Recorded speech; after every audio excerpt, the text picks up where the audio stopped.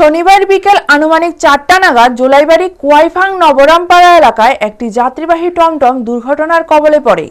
রাস্তায় ছড়িয়ে থাকা বালির উপর দিয়ে যাওয়ার সময় চালক নিয়ন্ত্রণ হারালে টমটমটি উল্টে যায়।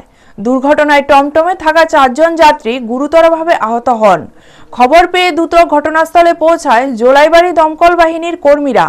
তারা আহত কুলপাতে রিয়াং বয়স 39, বিহান ত্রিপুরা বয়স 14, কমলি ত্রিপুরা বয়স 32 ও ধনঞ্জয় ত্রিপুরা বয়স 36কে উদ্ধার করে জোলাইবাড়ি প্রাথমিক স্বাস্থ্য কেন্দ্রে নিয়ে যান। সেখানে প্রাথমিক চিকিৎসার পর জানা যায় কমলি ত্রিপুরার মাথায় গুরুতর আঘাত লেগেছে এবং নাবালক বিহান ত্রিপুরাও আশঙ্কাজনক অবস্থায় রয়েছেন। দুজনের শারীরিক অবস্থার অবনতি হওয়ায় উন্নত চিকিৎসার জন্য তাদের শান্তিরবাজার জেলা হাসপাতালে রেফার করা হয়। এদিকে দুর্ঘটনাকে কেন্দ্র করে ক্ষোভ প্রকাশ করেছেন স্থানীয় বাসিন্দারা। তাদের অভিযোগ, দীর্ঘদিন ধরেই রাস্তায় অবাধে বালি ফেলে রাখা হচ্ছে, যার ফলে প্রতিনিয়ত দুর্ঘটনার ঝুঁকি বেড়ে চলেছে। দ্রুত প্রশাসনের পক্ষ থেকে ব্যবস্থা গ্রহণ না করা হলে ভবিষ্যতে আরও ভয়াবহ দুর্ঘটনা ঘটতে পারে বলে আশঙ্কা প্রকাশ করেন এলাকাবাসী। ব্যুরো রিপোর্ট, নিউজ তৎকাল 24।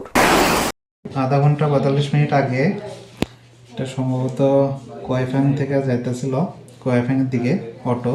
এটা নিচের থেকেই টার্নিংয়ে হয়তো স্পিড বেশি ছিল, নিচের থেকে নিয়ন্ত্রণ হারায় অ্যাক্সিডেন্টটা হয় আর কি। এখানে তারা টোটাল 4 জন এসেছে।